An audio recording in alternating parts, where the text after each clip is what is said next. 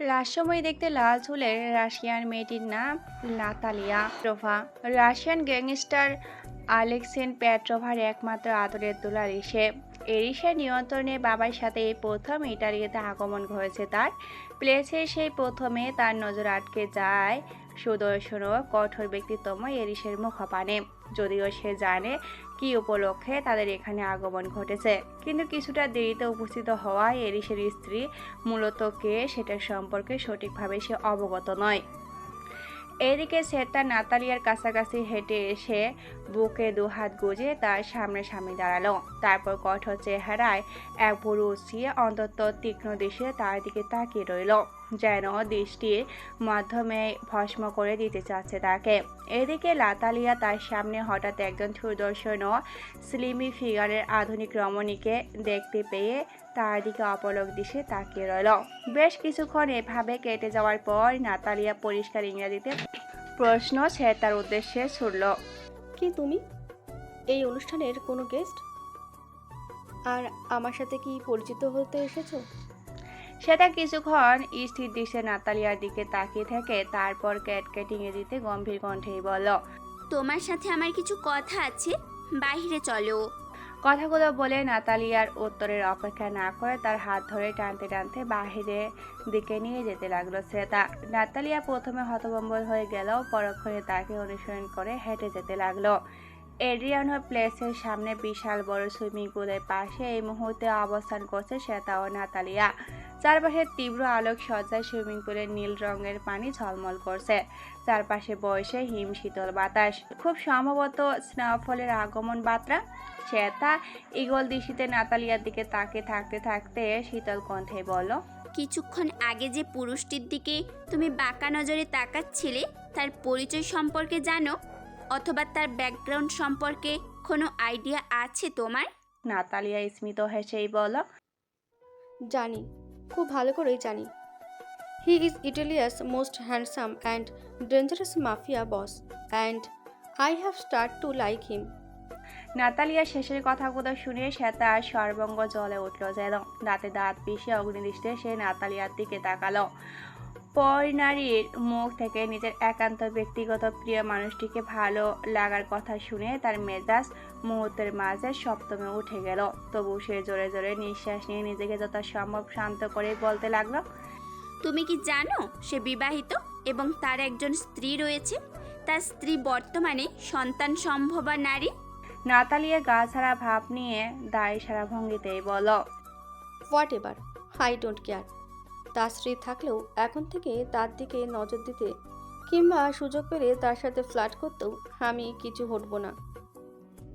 আমার রূপ, যৌবন, সৌন্দর্য ঠিকই তাকে আমার দিকে আকর্ষিত করবে।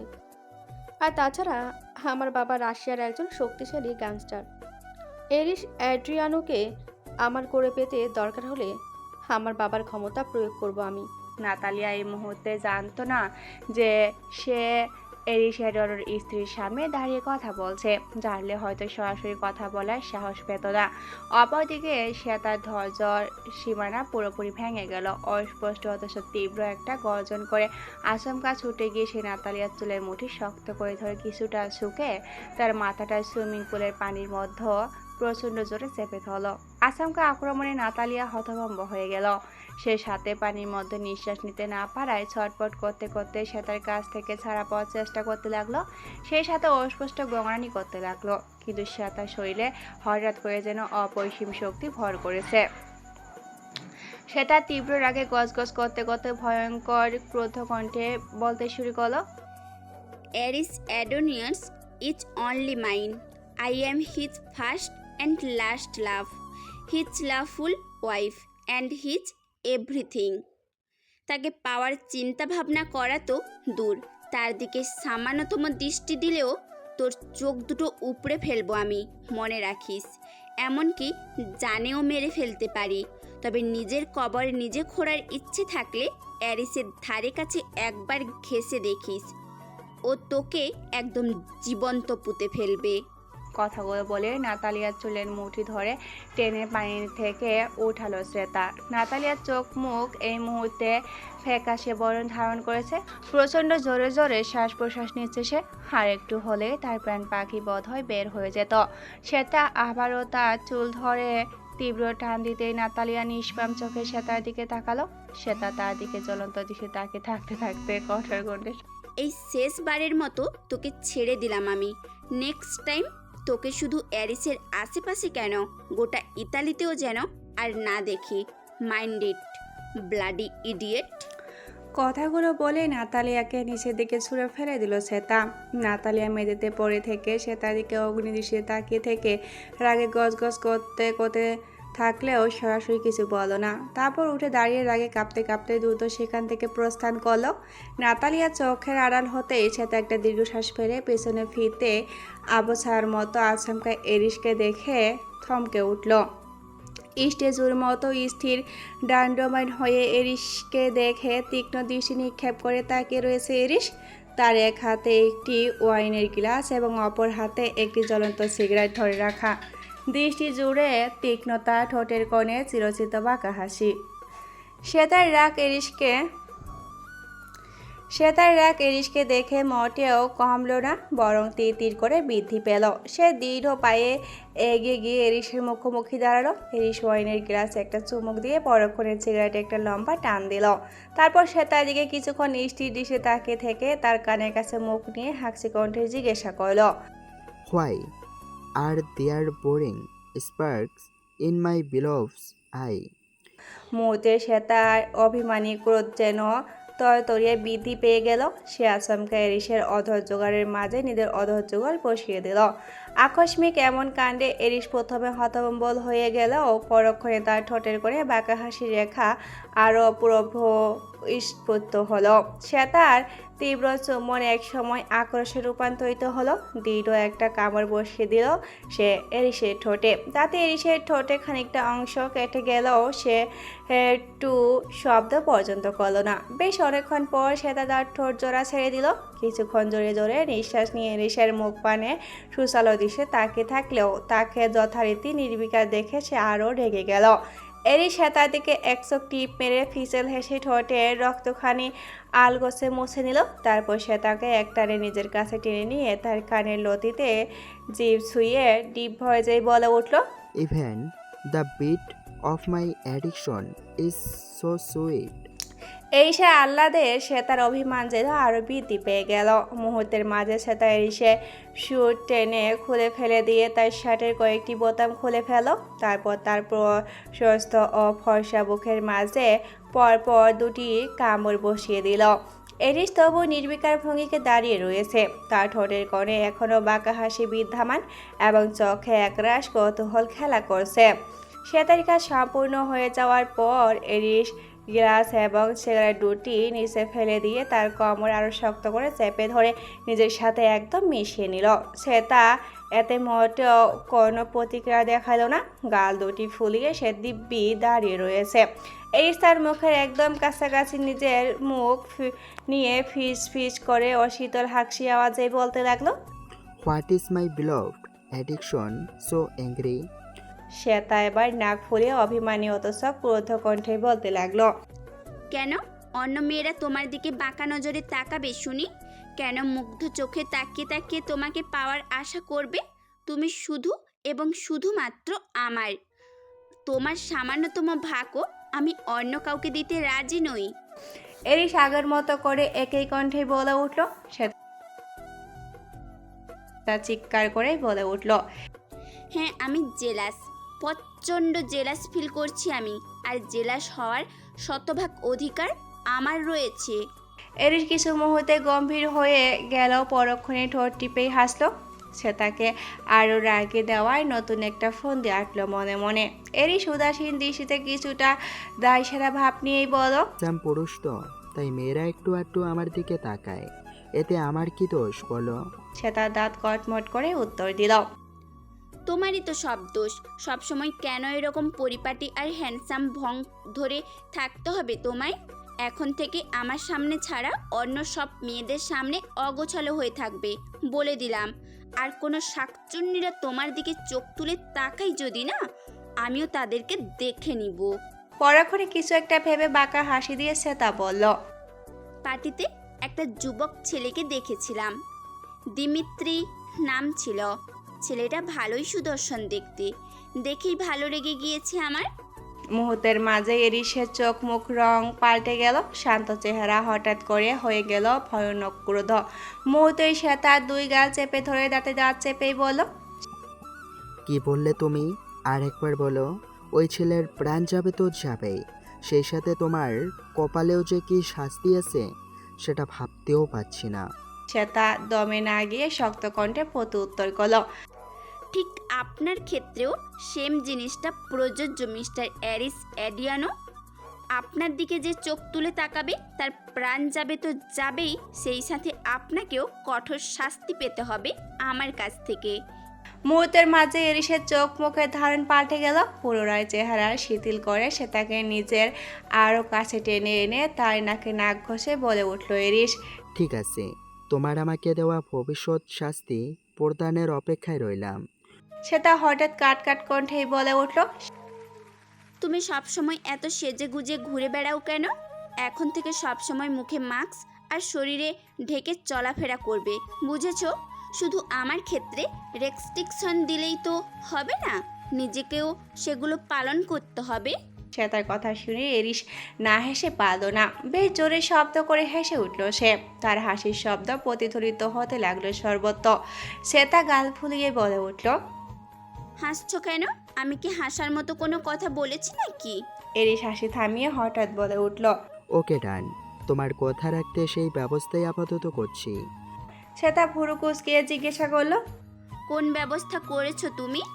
এরিস সাবলীল কণ্ঠেই বলল, এখন এই মুহূর্তে আমার সাথে বাইক নিয়ে লং ড্রাইভে যাবে তুমি, আর তাতে আমার সম্পূর্ণ শরীর কালো গেটআপে ঢাকা থাকবে, কেউ আমার শরীর আর চেহারা দেখতে পাবে না। হয়ে গেল তোমার সমস্যার সমাধান। সে তা অবাক হয়ে বলল, এখন এত রাতে এই পার্টি ছেড়ে কিভাবে যাব? ওসব তোমাকে চিন্তা করতে হবে না, I will handle it, get ready for a new adventure. কথাটা বলে এরিসা তাকে নিজের এক কাঁধে তুলে নিল। সে তা অবাক হলেও কোনো শব্দ উচ্চারণ করলো না। এরিসের হুটহাট এমন আচরণে অভ্যস্ত সে, আর এও জানে এই মুহূর্তে কোনো কিছু করলেও এরিস তার কোনো কথাই শুনবে না। ইটালির মিনারের সবচেয়ে বড় হাইওয়ে F4 অটো স্ট্যাটা জুড়ে এই মুহূর্তে জনসাধারণের গাড়ি চলাচলের জন্য স্টেশনে জারি করা হয়েছে, কারণ সম্পূর্ণ হাইওয়ে দখল করে নিয়েছে ইতালির অন্যতম পাওয়ারফুল মাফিয়া এরিস এডিয়ানো। কয়েক ঘন্টার জন্য জারি করা হয়েছে এই রেস্ট্রিকশন, কারণ এই সময়তে নিজের স্ত্রীকে নিয়ে একান্ত কিছু সময় পার করতে চায় এরিস। ডুকেটি ড্যাশ ম্যাক্সিডেসি D16RR NCR M16 নামক ইটালিয়ান সবচেয়ে দামি ও পাওয়ারফুল বাইকটিকে নিয়ে ফাঁকা হাইওয়ে জুড়ে প্রায় বাতাসের গতিতে ছুটে চলছে এরিস অস্ত্রেতা। তাদের সম্পূর্ণ শরীর ব্ল্যাক আউটফিটে মোড়ানো, মাথায় ব্ল্যাক হেলমেট, তবে সে তার লম্বা ও বাদামি চুলগুলো পিঠময় বাতাসের ছন্দে উড়ে বেড়াচ্ছে। এইদিকে এরিস অত্যন্ত ক্ষিপ্ত গতিতে প্রফেশনাল বাইকারদের মতো বাইক রাইড করছে। অবশ্য সে প্রফেশনাল বাইক রাইডার বলা যায়। তরুণ বয়স থেকে বাইক রাইড করার প্রতি তার অসীম ঝোঁক ছিল, এখন পর্যন্ত সেটাই বিদ্যমান রয়েছে। এইদিকে সে তার এরিসের পিছনে বসে দুই হাতে তার কোমর শক্ত করে জড়িয়ে ধরে রেখেছে। কিছুক্ষণ পর পর তার পিঠে অতি আবেশে মাথা রাখছে। এক সময় হঠাৎ নিজের হেলমেট খুলে ফেলে সিট থেকে কিছুটা উঁচু হয়ে বসে আকাশের দিকে তাকিয়ে ও দু হাত শূন্যতে ছড়িয়ে দিয়ে সে তা চিৎকার করে বলতে লাগলো, I am free and open like a bird in the sky. I want to lose myself into the unknown with my company, but Aris. আর এদিকে এরিস একটা সূক্ষ্ম বাঁকা হাসি দিয়ে বিড়বিড় করেই বলো, and I want to lose myself in you my addiction. কথাগুলো বলে সে তা আবারও এরিসকে শক্ত করে জড়িয়ে ধরে বসে রইল। বাইক ছুটতে লাগলো বাতাসের গতিতে। শীতল ও তীব্র বাতাস যেন তাদের অস্তিত্বকে উড়িয়ে নিতে চায় কোনো অজানা গন্তব্যের উদ্দেশ্যে। এভাবে বেশ কিছুটা সময় পেরিয়ে যাওয়ার পর হঠাৎ করে স্টেশন এরিয়াতে আগমন করলো বেশ কয়েকটি রেড টমেটো কারের। ব্যাপারটিতে প্রথমে অবাক হয়ে গেল, পরক্ষণে ঘটনা বুঝতে পেরে নিজেকে শক্ত করে নিল এরিস। সে তাও ব্যাপারটিকে ঘাবড়ে না গিয়ে নিজেকে যথাসম্ভব শক্ত করে রাখলো। এরিস বাইক থামাতেই তার সামনের গাড়িগুলো থেকে একে একে বেরিয়ে এলো আলেক্সর পেট্রোভা, তার মেয়ে নাতালিয়া পেট্রোভা এবং তাদের কতগুলো কালো পোশাকধারী গার্ড। সকলের হাতে অস্ত্রশস্ত্র সজ্জিত। শ্বেতা এরিসের কাজ শক্ত করে আগলে ধরলো। এরিস কিছুটা পিছনে ঝুঁকে তার হাতে হাত রেখে চোখ দিয়ে ভরসার আশ্বাস জানালো। এদিকে আলেক্সয় পেট্রোভা এরিসের দিকে গান পয়েন্ট করে অন্তত কর্কশ কণ্ঠে রাশিয়ানের ভাষায় বলে উঠল, আমার মেয়েকে অপদস্থ করার শাস্তি তোমার ওয়াইফ পাবে অ্যারিস অ্যাডিয়ানো, এবং সেই সাথে তুমিও পাবে। তৎক্ষণাৎ নাতালিয়া পেট্রোভা তার বাবার উদ্দেশ্যে শীতল কণ্ঠে বলে উঠল, এরিস অ্যাড্রিয়ানোর কোনো ক্ষতি করো না বাবা, ওকে আমার মনে ধরেছে। আমার লাইফ পার্টনার হিসেবে ওকে আমার চাই চাই। আলেক্সা পেট্রোভা মেয়ের দিকে ভুরু কুঁচকে তাকিয়ে জিজ্ঞাসা করলো। Are you sure my daughter? নাতালিয়ার দীর্ঘ উত্তরে ভেসে এলো, yes papa, I am mad sure. Alex ও পেট্রোভা এবার শ্বেতার দিকে গান পয়েন্ট করে নির্লিপ্ত স্বরে বললেন, ওকে ডান, তাহলে অ্যারিস আর্ডিয়ানকে আমি কিছুই করব না, ওই মেয়েটিকেই শেষ করে দিচ্ছি। কথাগুলো বলে শ্বেতার দিকে গুলি চালানোর ঠিক আগ মুহূর্তে অ্যালেক্স ও পেট্রোভার পুরো বাহিনীর উপর আকাশ থেকে অগণিত ড্রেনের মাধ্যমে প্রবল গুলি বর্ষণ হতে লাগলো। আচমকা এমন আক্রমণে সকল হতভম্ব হয়ে গেল। অস্ত্র থাকা সত্ত্বেও কেউ প্রতিরোধ করার সময় ও সুযোগটুকু পর্যন্ত পেল না। আলেক্স পেট্রোভা ও নাতালিয়া পেট্রোভা বাদে সেখানে উপস্থিত সকল গার্ডরা একে একে মৃত্যু করে ঢলে পড়ল। মুহূর্তে হাইওয়ে জুড়ে রাশের বন্যা বয়ে গেল, রক্তের স্রোতে লাল হয়ে গেল সমগ্র হাইওয়ে। এইদিকে এমন আকস্মিক কাণ্ডে আলেক্স পেট্রোভা ও নাতালিয়া পেট্রোভা সম্পূর্ণ হতভম্বল হয়ে গেল। এরিস ও শ্বেতা হেলমেটের আড়াল থেকে একটা কুঁদ হাসি বাঁকা দিল, একটা কুঁদ বাঁকা হাসি দিল। এইদিকে দুই বাবা মেয়ে নিজেদের আত্মরক্ষার জন্য তারা যে এরিস ও শ্বেতার দিকে গান শুট করতে যাবে, অমনি তারা তাদের পয়েন্ট থেকে রিভলভার বের করে তাদের দুই পায়ে গুলি করে দিল। অস্পষ্ট আর্তনাদ করে দুজনে হাইওয়েতে ছিটকে বসে পড়ল। এরিস বাইক থেকে নেমে এলো, তার পাশাপাশি নেমে এলো শ্বেতা। এরপর এরিস আলেক্স পেট্রোভার দিকে এগিয়ে গিয়ে তার কাছে হাঁটু ভেঙে বসে তার দুই গাল শক্ত করে চেপে ধরে দাঁতে দাঁত পেশে তীব্র কণ্ঠে বলতে লাগলো, তুই নিজেও জানিস না কত বড় ভুল করে ফেলেছিস। অ্যারিস অ্যাডিয়ানোর কলিজার দিকে হাত বাড়িয়েছিলি তুই, তার দিকে গান পয়েন্ট করে নিজের বিভস্ত্র মৃত্যুকে নিজেই আলিঙ্গন করে নিয়েছিস তুই। আলেক্স পেট্রোভা হঠাৎ হুড়মুড় করে এগিয়ে এসে এরিসের পা দুটো জড়িয়ে ধরে তার দিকে করুণ দৃষ্টি তাকিয়ে থেকে প্রচণ্ড অসহায় কণ্ঠে আকুতি মিনতি করে বলল, আমায় মাফ করে দাও প্লিজ অ্যারিস, ভুল করে ফেলেছি আমি, আর কখনো এমন ভুল হবে না। আমি এখনই আমার মেয়েকে নিয়ে রাশিয়া ফিরে যাচ্ছি, ইতালিতে আর জীবনও পা রাখবো না আমি। এরিস ফিসেল হেসে রিভলভার দিয়ে নিজের কপাল ঘষতে ঘষতেই বলল, এরিসের ডিকশনারিতে সেকেন্ড চান্স কিংবা ক্ষমা বলে কোনো শব্দ নেই। বড্ড বড় ভুল করে ফেলেছিস রে তুই। বিড়াল হয়ে সিংহের গুহায় এসে তার সাথে লড়াই করতে চেয়েছিলি। ইটালিতে আমার রাজত্বে এসে আমাকে ও আমার অস্তিত্বকে শেষ করে দেওয়ার চেষ্টার ফলাফল তো তোকে ভোগ করতেই হবে। কথাগুলো বলে আর এক মুহূর্ত দেরি না করে আলেক্সা পেট্রোভার মাথা রিভলভার ভর্তি সব কয়টা পুলে শুট করে দিল এরিস। মুহূর্তে এক ছটাক রক্ত ছিটকে তার চোখ মুখ ভরে গেল, তাতে একটু দমে গেল না এরিস, বরং তার ঠোঁটের কোণে একটা তৃপ্তির হাসি ফুটে উঠল। এদিকে আলেক্সা পেট্রোভার নিথর দেহটা থপ করে হাইওয়েতে পড়ে যেতে নাতালিয়া তীব্র একটা চিৎকার করে উঠল। তারপর রাগে হিতাহিত জ্ঞান শূন্য হয়ে সামনে পড়ে থাকা একটা রিভলভার কুড়িয়ে নিয়ে এরিসের শ্যুট করতে যাওয়ার আগে সেটা নিজের হাতে থাকা রিভলভার দিয়ে নাতালিয়ার হৃৎপিণ্ড বরাবর অনেকগুলো শ্যুট করে দিল। নাতালিয়ার রক্তে ছিটকে আসলো সে তার চোখ মুখে, তবুও সে একদম নির্বিকার রইল। নাতালিয়া রাস্তায় ছিটকে পড়ে গিয়ে না বিশ্বাস নিতে থাকলে শ্বেতা তার কাছে গিয়ে হাঁটু ভেঙে বসে বলল। তারপর অন্তত কোধ স্বরে বলতে লাগলো। তোকে একবার বাঁচার সুযোগ দিয়েছিলাম, কিন্তু তুই সেটা মিস করে ফেললি। আবারও একই ভুল দ্বিতীয়বার করে ফেললি। করলি তো করলি, আবার আমার জান নেওয়ার চেষ্টা করেছিলি। তাই তোর জন্য আমার পক্ষ থেকে এই ভয়ঙ্কর মৃত্যুটা দেওয়াটাই বেস্ট মনে হয়েছে। Best of luck for the health. Natalia শেষের দিকে অপলক তাকিয়ে থাকতে থাকতে সেখানে শেষ নিঃশ্বাস ত্যাগ করলো। এরিস ও শ্বেতা উঠে দাঁড়িয়ে একে অপরকে জড়িয়ে ধরে উষ্ণ আলিঙ্গন করলো। তখনই হঠাৎ সেখানে বাইক নিয়ে আগমন ঘটলো ফারহানের। তার পেছনে ভ্যালোরিয়া বসা। এরিস এখানে আসার আগে ফারহানের কাছে পার্টির সমস্ত দায়িত্ব বুঝিয়ে দিয়ে এসেছিল। অ্যালেক্স ও পেট্রোভার পার্টি থেকে হঠাৎ নির্দোষ হওয়ার পরে ফারহান এরিসকে এই ব্যাপারে খবর জানিয়েছিল। এরিস শ্বেতার সাথে নাতালিয়ার ব্যাপারটা আগে থেকেই জানতো, কিন্তু শ্বেতাকে সেটা বুঝতেই দেয়নি সে। এরিস খবর পাওয়ার পরে বুঝতে পেরেছে এখানে এমন কিছু একটা ঘটনা ঘটবে। সেই জন্য ফারহানকে বলে আগে ভাগে বুলেট লোডের অসংখ্য ড্রেনের ব্যবস্থা করে রেখেছিল সে। ফারহান বাইক থেকে নেমে ছুটে এসে এরিসের কাছে গিয়ে হন্তদন্ত হয়ে জিজ্ঞাসা করলো। আপনি ঠিক আছেন স্যার? এরিস গম্ভীর কণ্ঠে জবাব দিল। Yes, I am all right. Feloria শ্বেতাকে ধরে উদ্বিগ্ন কণ্ঠে জিজ্ঞাসা করলো। তুই ঠিক আছিস তো তানভি? শ্বেতা বিস্মিত হেসে মাথা নাড়িয়ে সম্মতি জানালো। এদিকে সবাই ঠিক আছে দেখে ফারহান একটা স্বস্তির নিঃশ্বাস ফেল। তারপর এরিসকে বলল। স্যার, আপনার কথা মতো বাংলাদেশে যাওয়ার সমাপ্ত অ্যারেঞ্জমেন্ট করে ফেলেছি আমি।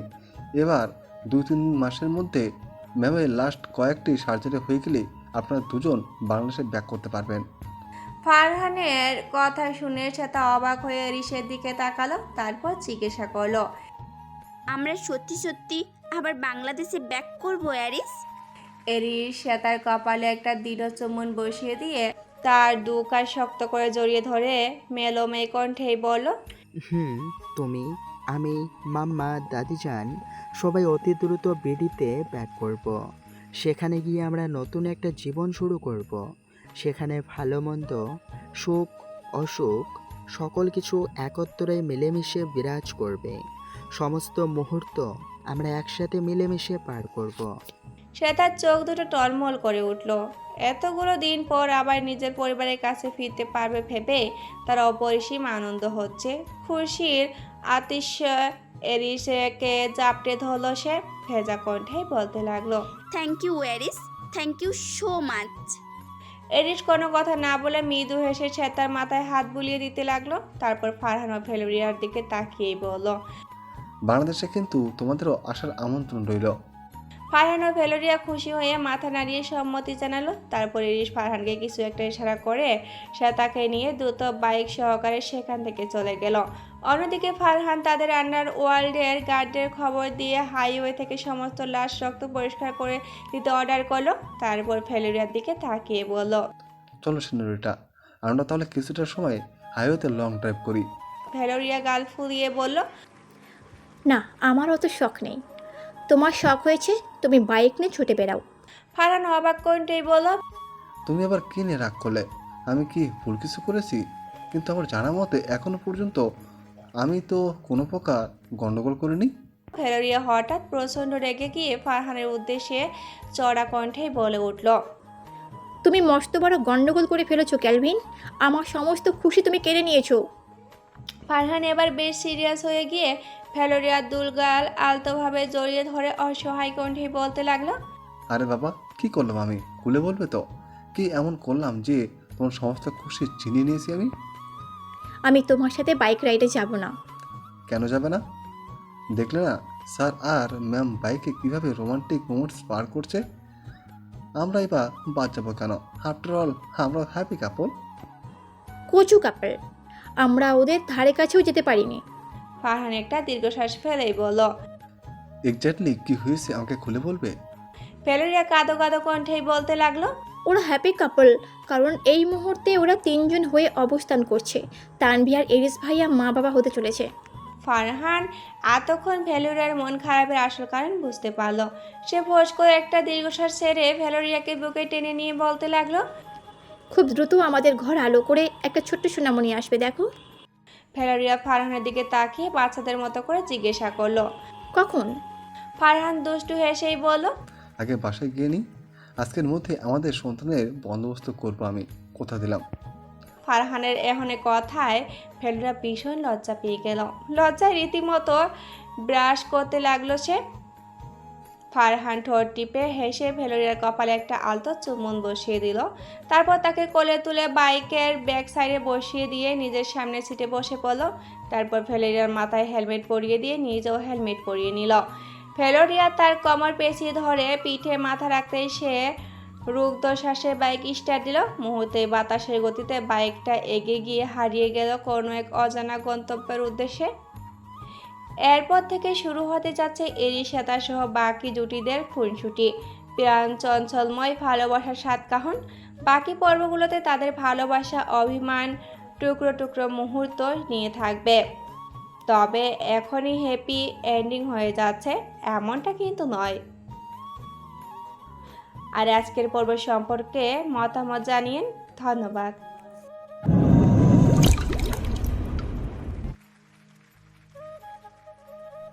ঈশা, দাঁড়াও বলছি, আস্তে দৌড়াও, পড়ে যাবে কিন্তু।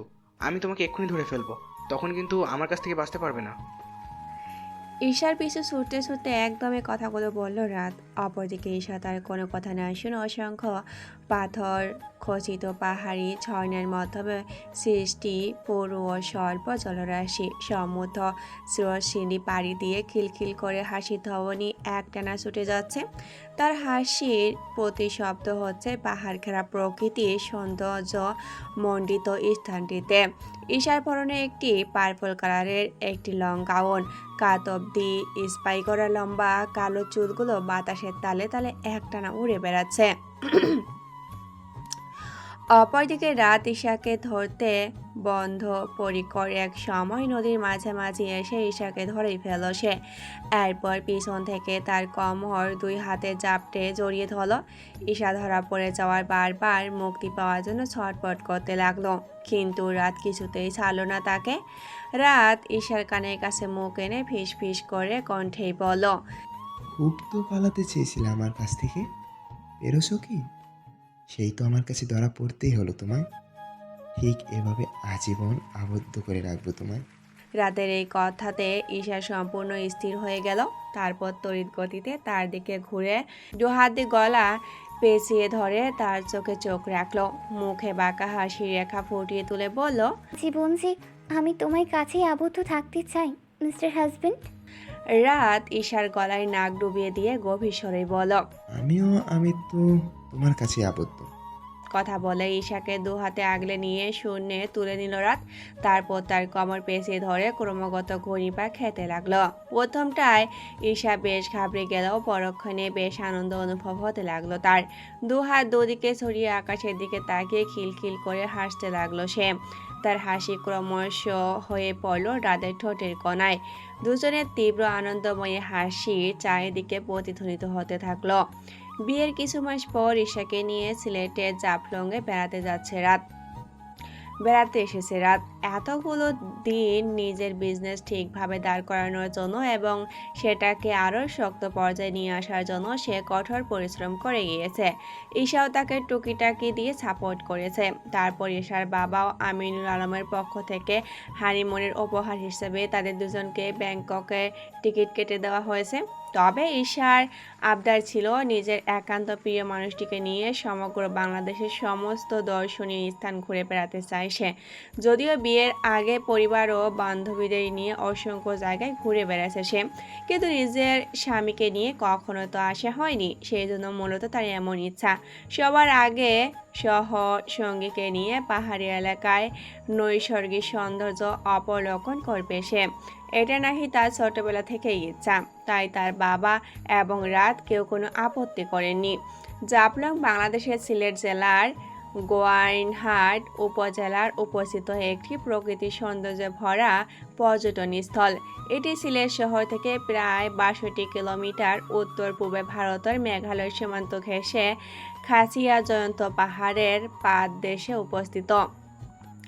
আকাশ জুড়ে ছাইরঙা মেঘদের আনাগোনা, অসংখ্য ছোট বড় পাথর খচিত স্বল্প প্রস্থের তটিনীতে কলকল ধরি তুলে বয়ে যাচ্ছে স্বচ্ছ নীল রঙা জলধারী।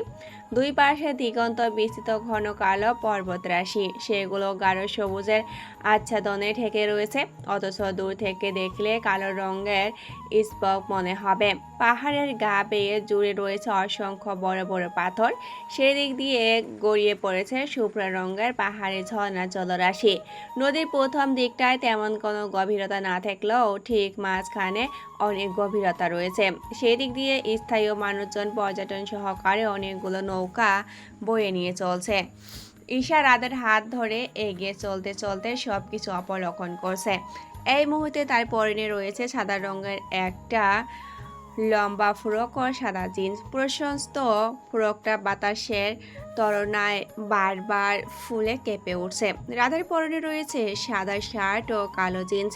ঈশা হঠাৎ রাতের হাত ছেড়ে দিয়ে সামনে এগিয়ে নদীর ধারে গিয়ে বসে কিছুক্ষণ পানি হাতে নিয়ে খেলা করলো। তারপরে এক ছটকায় কিছু পানি রাতের দিকে ছুঁড়ে মারল। রাতও এগিয়ে এসে পাল্টা একই কাজ করলো। এরকম করে বেশ কিছুক্ষণ দুজন হাসাহাসি করতে করতে অনেকগুলো সময় কেটে গেল। তারপর তারা দুজন একত্রে একটা নৌকাতে বসে বসলো। রাতের কাঁধে মাথা রেখে ঈশা পরম শান্তিতে চারপাশে নৈসর্গ সৌন্দর্য অবলোকন করতে লাগলো।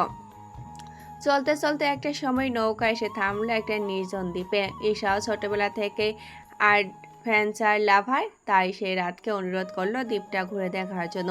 রাত ঈশার অনুরোধ ফেলতে পারল না। মাঝিকে বাড়তি টাকা দেওয়ার কথা বলে সেখানে তাকে অবস্থান করতে বলল। তারপর ঈশাকে নিয়ে ছুটে চললো অজানা রহস্য উন্মোচনে। ঈশা ও রাত হাতে হাত রেখে সম্পূর্ণ দ্বীপটা আশেপাশে হাঁটতে লাগলো। একসময় চারিদিকে মুগ্ধ দৃশ্যে তাকিয়ে থাকতে থাকতে ঈশা উচ্ছ্বসিত কণ্ঠেই বলে উঠল, এই জায়গাটা কত সুন্দর, তাই না রাত? আমার সাথে না আসলে তুমি ভীষণ মিস করতে। রাত একটা দীর্ঘশ্বাস ফেলেই বলল, প্রিয়তমা, বউ যখন হয়েছ তখন তোমার আবদার তো রাখতেই হবে। ঈশা চোখ দুটো ছোট ছোট করেই বলল, তার মানে তুমি এখানে নিজের ইচ্ছায় আসোনি? রাত কোনো মতে হেসেই বলল, আরে তোমার ইচ্ছাতেই তো এসেছি, আর তোমার ইচ্ছা মানেই তো আমার ইচ্ছা। ঈশা প্রথমে না ফুলালেও পরক্ষণে ফিক করে হেসে ফেলল। তার দেখা দেখি রাতও হেসে ফেলল। তারপর ঈশা রাতকে নিয়ে এগিয়ে যেতে লাগলো দ্বীপের আরো গভীরে। হঠাৎ দ্বীপের কিনারায় এবং একটি পাহাড়ের পাদদেশে কিছু একটা লক্ষ্য করে থামকে গেল রাত। তাকে থামতে দেখে ঈশাও সাহস পেয়ে থেমে গেল। তারপর সে কিছু একটা বলতে গেলে রাত তাকে ঠোঁটের তর্জনী আঙ্গুল চেপে তাকে চুপ থাকতে ইশারা করলো। তারপর ঈশার হাত ধরে অতি সন্তর্পণে সামনে এগিয়ে যেতে লাগলো। ঈশাও চুপচাপ তাকে অনুসরণ করতে লাগলো। লোকচক্ষুর আড়ালে পাহাড়ের পাদদেশে একটি সুড়ঙ্গের মতো গভীর একটি গোপন আস্তানা গড়ে তোলা হয়েছে, যেখান থেকে অবৈধ অস্ত্র আনা নেওয়ার, ড্রাগ চোরা কারবার ও স্মাগলিং করা হয়ে থাকে। সেটার মূল ফটক এই মুহূর্তে খোলা ছিল এবং সেখানে কার্যরত কিছু লোকদের কার্যক্রম বাহির থেকে কিছুটা হলেও নজরে আসছিল, যেটা স্পষ্ট দেখতে পায় রাত ও ঈশা। ঈশা ভয় পেয়ে আওয়াজ করতে গেলে রাত তার মুখে হাত চেপে ধরে চুপ করিয়ে দেয়। তৎক্ষণাৎ সেখানে কাজ করতে থাকা একজন যুবকের নজর পড়ে যায় তার দিকে, যেটা দেখতে পেয়ে রাত ও ঈশা মুহূর্তে সেখান থেকে দ্রুত দৌড় দেয়। সেই যুবকটি তার সঙ্গীদের ডেকে নিয়ে দ্রুত তাদের পিছু নেয়। প্রচণ্ড ঘন ঘন দীর্ঘশ্বাস ফেলছে রাত ও ঈশা। সেই সাথে দুজনে কিছুটা ঝুঁকি নিজেদের দুই হাঁটু চেপে ধরে রীতিমতো হাঁপাচ্ছে। এই মুহূর্তে একটি ঘন জঙ্গলে অবস্থান করছে তারা। কিছুক্ষণ আগে পেছনে ধাওয়া করতে থাকা অসংখ্য শত্রুর দৃষ্টি ফাঁকি দিয়ে প্রাণপণে দৌড়াতে দৌড়াতে এখানে চলে এসেছে তারা। এই জঙ্গলটা তাদের কাছে অচেনা হলেও একটি বর্তমান তাদের জন্য নিরাপদ আশ্রয়স্থল, কারণ এই মুহূর্তে অচেনা শত্রুদের আশেপাশে কোথাও দেখা যাচ্ছে না। ঈশা রাতকে শক্ত করে জড়িয়ে ধরে ভয়াতক কণ্ঠে বলে উঠল, আমার খুব ভয় করছে রাত। ওরা আমাদের খুঁজে ফেলবে না তো? রাত ঈশার দুগাল জড়িয়ে ধরে তাকে আশ্বস্ত করে শান্ত কণ্ঠে বলল, আমরা ওদের দৃষ্টি সীমানা থেকে অনেক দূরে চলে এসেছি ফিকল বাট। ওরা আর আমাদের খুঁজে পাবে না। এই মুহূর্তে আমরা দুজন সেফ জোনে আছি। কিন্তু এখান থেকে আমরা বেরোবই বা কি করে? ফেরার রাস্তায় বা খুঁজে পাবো কিভাবে? রাত নিজের ফোন বের করে বলল, আমরা জঙ্গলের প্রায় শেষ সীমানায় আছি।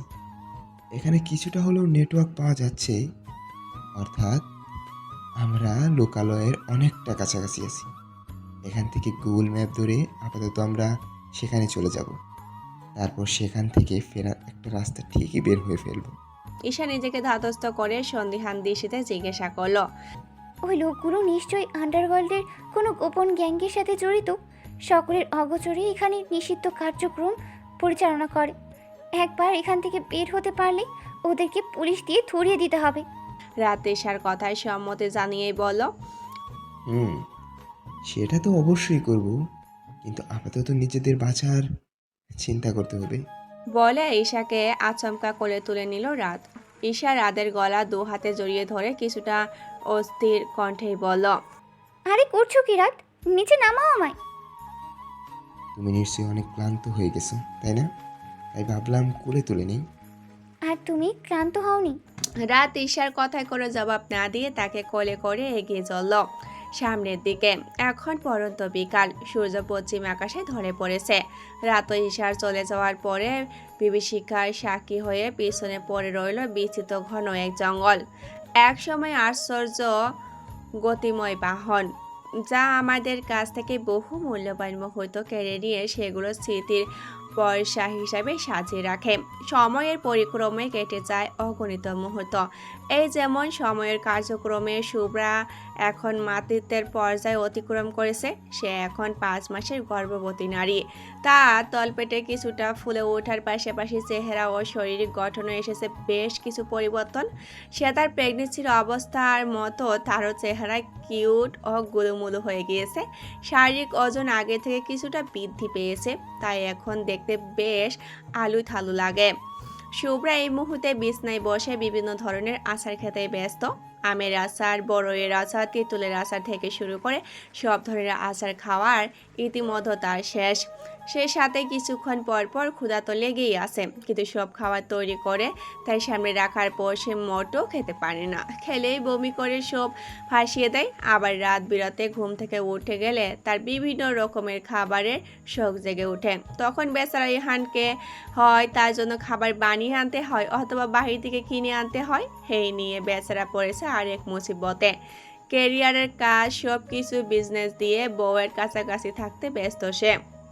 তবে দিন শেষে প্রিয় মানুষটির সান্নিধ্য থাকতে পেরে সে এক প্রবল মানসিক শান্তি লাভ করে। আচার খেতে খেতে হঠাৎ শুভ্র ইহানকে উদ্দেশ্য করে বলে উঠল, আমি চাউমিন খাবো ইহান। ইহান তখন ব্লেন্ডের মাধ্যমে অরেঞ্জ জুস বানাচ্ছিল। শুভ্রের কথা শুনে তাকে খোঁচানোর জন্য সে বলে উঠল, তোর কাজই তো সারাদিন খাওয়া আর খাওয়া। এত খাই খাই করিস কেন? নিজের ওয়েট দেখছিস? যে হারে খাচ্ছিস, কোন দিন না জানি আবার ফাটা বেলুন হয়ে চুপসে যাস। ইহানের মুখ থেকে এখানে কথাবার্তা শুনে শুভ্রা ভীষণ রেগে গেল। রাগে গজগজ করতে করতে এক সময় সেই ঠোঁট উল্টে কেটে ফেলল। তারপর হাজারি ও বিলাপ করে কাঁদতে কাঁদতেই বলল, এখন তুমি আমাকে খাওয়ার খোটা দিলে? এই ছিল আমার কপালে। এখন তো আমাকে ভালো লাগবে না। দিন দিন অসুস্থ আর মোটা হয়ে যাচ্ছি না আমি? এখন তো বাইরের মেয়েদের তোমার বেশি ভালো লাগবে। এতই যখন তাদের প্রতি দরদ, তাহলে তাদের কাছেই চলে যাও। আমার কাছে পড়ে আছো কেন? আমি আমার বাবু সোনাকে নিয়ে অনেক দূরে চলে যাব। ইদানিং শুভ্রার প্রচণ্ড মুড সুইনিং হয়, যে কারণে তার মেজাজের একটুখানি হেরফের হলেই তুল কালাম কাণ্ড বাঁধিয়ে দেয় সে। শত সংশ্লিষ্ট দুঃখর কথা বলে সে প্রায় অভিমানে গাল ফুলিয়ে বসে থাকে। তারপর ইহানকে অনেক কষ্ট করে তাকে ম্যানেজ করতে হয়। এইদিকে শুভ্রাকে ভেঁ ভেঁ করে খাতে দেখে ইহান বেশ ফরকে গেল। পরক্ষণে একটা তৃপ্তি নিঃশ্বাস ফেলে সে এগিয়ে যায় শুভ্রার নিকট। তার কান্না থামানোর জন্য তার মাথায় নিজের বুকের সাথে চেপে ধরে শান্ত কণ্ঠেই বলতে লাগলো, সরি রে জান, কথাগুলো তো জাস্ট মজা করে বলছিলাম। তুই তো সিরিয়াসলি নিয়ে নিচ্ছিস কেন? তোকে ছাড়া অন্য কোনো মেয়ের দিকে তাকাবো সেই সাহস আমার আছে না সেই রুচি আছে? তোকে আর আমাদের অনাগত বাবুসোনাকে নিয়েই তো আমার জীবন, তোরাই তো আমার প্রাণ। শুভ্রা ছট করে নিজের মাথা উঠে ইহানকে মুখ ভেঙচি কেটেই বলল, হয়েছে হয়েছে, যত সব ঠং। এইসব বলে বলে আমাকে গলিয়ে ফেলা বাহানা, তাই না? কথা বলার সাথে সাথেই নিজের তলপেট আগলে ধরে আহুস শব্দ করে উঠল শুভ্রা। ইহান ব্যস্ত হয়ে কিছুটা ঝুঁকে শুভ্রার তলপেট জড়িয়ে ধরে অস্থির কণ্ঠে তাকে জিজ্ঞাসা করলো, কি হয়েছে বাটারফ্লাই? পেটে ব্যথা করছে বেশি? শুভ্রা চোখ মুখ কুঁচকে বলল, তোমার পুচকিটা ভীষণ বাজি হয়েছে। আমার পেটের ভেতর কি সুন্দর কিল মারলো। পৃথিবীতে আসতে না আসতেই আমাকে জ্বালানো শুরু করে দিয়েছে, ঠিক তোমার মতো। চলে আসলে না জানি তখন কি করবে। ইহান একটা বাঁকা হাসি দিয়ে বলল, কারণ আমার প্রিন্সেস বুঝতে পেরেছে যে তার মা তার পাপাইকে গালমন্দ করেছে, সেই জন্য সে তার মায়ের উপর নারাজ হয়ে এমনটা করছে। শুভ্রা চোখ ছোট ছোট করে জিজ্ঞাসা করলো, তুমি কি করে বুঝলে আমাদের ঘরে প্রিন্সেস আসতে চলেছে? ইহান শুভ্রার কপালে চুমু খেয়েই বলল, কারণ আমার দৃঢ় বিশ্বাস আমার একটা ছোট্ট সুইট বাটারফ্লাই হবে। মুহূর্তে আবেশে ভরে গেল শুভ্রার সমস্ত হৃদয়। তবে পরক্ষণে পূর্বের ঘটনা মনে করতেই সে চাল শক্ত করে পেটের উপর বেশ কয়েকটা চাপড় মেরেই বলল, মায়ের থেকে পাপাইয়ের উপর দরদ বেশি, তাই না? তাহলে যা, তোর পাপাইয়ের পেটেই চলে যা। শুভ্রা শেষের কথাটা শুনে জোরে কেসে উঠল ইহান। পরক্ষণে কাশি থামিয়ে বলল, এইসব কি ধরনের ঠোঁট কাটা মার্কা কথা বলছো বউ? ছিছি, লজ্জা করে না এসব বলতে। শুভ্রা মুখ ভেঙচি কেটেই বলল, ইস, আমার লজ্জা করবে কেন, যখন তুমি আমার কানের কাছে এসে সারাক্ষণ দুষ্টু দুষ্টু কথা বলো, তখন আমার লজ্জা করে না বুঝি? ইহান একটা দীর্ঘশ্বাস ফেলে উঠে গিয়ে টেবিলের উপরে কাঁচের গ্লাসে রাখা অরেঞ্জ জুসটা নিয়ে আসলো। তারপর সেটা শুভ্রার মুখের সামনে ধরে সে মুখ ফিরিয়ে নেয়। ইহান তার দুই গাল চেপে ধরে তাকে কিছুটা জোর করে খাইয়ে দিল। শুভ্রা চোখ মুখ কুচকে একটা ভেঙচি কেটে অন্যদিকে মুখ ফিরিয়ে নিল। এই দেখে ইহানের হঠাৎ নজরে পড়ল শুভ্রার ঠোঁটের কোণে লেগে থাকা অরেঞ্জ জুসের অবশিষ্ট অংশের দিকে, যার মাঝে একটি কালচে তিলও রয়েছে। যেন সৌন্দর্যের মাঝে আরও একটি বিউটি স্পট। কিছুক্ষণ ঘর লাগার দৃষ্টিতে সেখানে তাকিয়ে থেকে ইহান নিজের ডান হাতের বৃদ্ধা আঙুলি দিয়ে তিলসহ জুস মাখা অংশটুকু আলগোছে মুছে দিল। তারপর শুভ্রা ঠোঁটের কাছাকাছি নিজের ঠোঁট নিয়ে যেতে শুভ্রা হঠাৎ তার মুখ চেপে ধরে থামিয়ে দিল। ইহান শুভ্রার হাত সরিয়ে অবাক কণ্ঠে জিজ্ঞাসা করলো, এটা কি হলো? শুভ্রা কিছুটা ভাব দেখিয়ে বলল, আমার বাবুসোনা আসার আগো পর্যন্ত এইসব সো কল্ড রোম্যান্স করার উপরে রেস্ট্রিকশন জারি করেছে সে। তাই কিছুতেই তোমার এইসব ভংচং আদর সহ্য করব না আমি। ইহান চোখ কপালে তুলেই বলল, ও তোমাকে নিজে বলেছে এসব?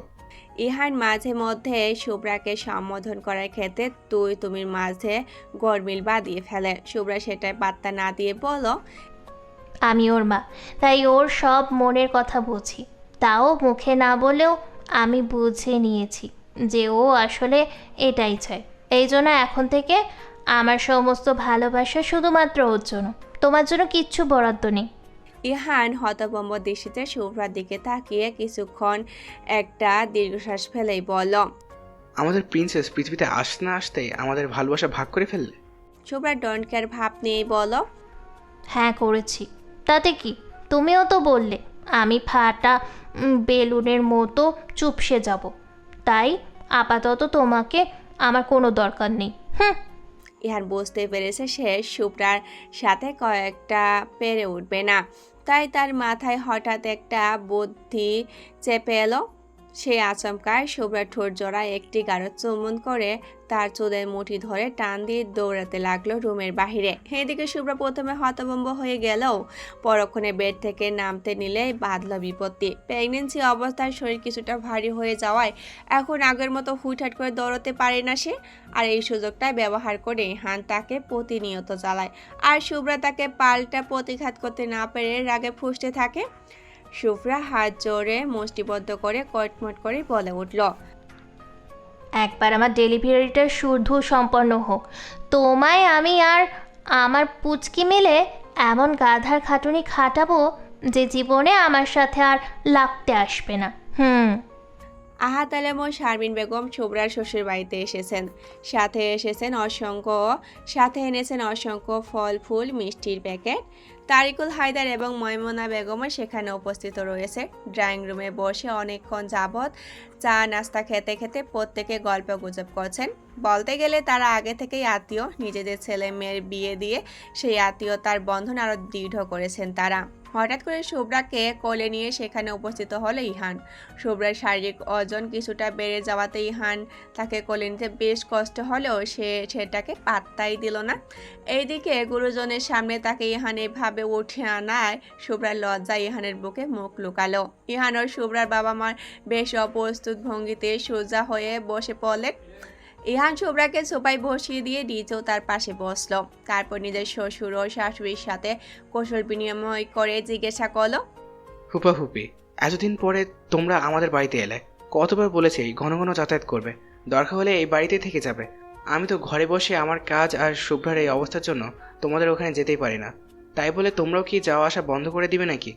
শারমিন বেগম বিষণ্ণ হেসে বলল, আগের মতো আর মনোবল পাই না রে বাবা।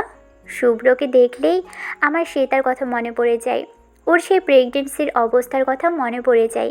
মেয়েটাকে তো এরপর আর খুঁজেই পেলাম না আমরা। তাই শুভ্রকে দেখলে বারবার ওই আঘাতের কথা মনে পড়ে যায়। এজন্য না চাইতেও দূরে দূরে থাকি আমরা। বলে চোখের কোণের পানিটুকু মুছে নিলেন শারমিন বেগম। আহাত আলম একটা করুণ দীর্ঘশ্বাস ফেলে স্ত্রীর কাঁধে হাত রাখলেন। শুভ্রার চোখ ছলছল করছে। উপস্থিত সকলের মধ্যে একটা প্রবল বিষণ্ণতা মুহূর্তের মাঝে ছেয়ে গেল। ইহান একটা দীর্ঘশ্বাস ফেলেই বলল, যে চলে গেছে আমরা তো তাকে আর ফিরিয়ে আনতে পারবো না। তবে আমরা অন্তরের অন্তঃস্থল থেকে এই প্রার্থনা করব যে সে যেন যে অবস্থাতে থাকুক না কেন সবসময় যেন ভালো থাকে। শারমিন বেগম ও আহাত আলম সহ উপস্থিত সকলে মাথা নেড়ে ইহানের কথায় সম্মতি জানালেন। তারপর শারমিন বেগম হাসার চেষ্টা করে বলেন, ইহান বাবা, যদি কিছু মনে না করিস একটা কথা বলবো। ইহান বিনয়ের সাথেই বলল, হ্যাঁ বলো না ফুপি। মেয়েদের প্রথম সন্তান নাকি তার বাবার বাড়িতে হতে হয়। যদিও এটা প্রাচীন নিয়ম, তবুও আমার খুব শখ যে ডেলিভারি পর্যন্ত মেয়েটা আমার কাছে থাকুক। তোদের কি এতে কোনো আপত্তি রয়েছে?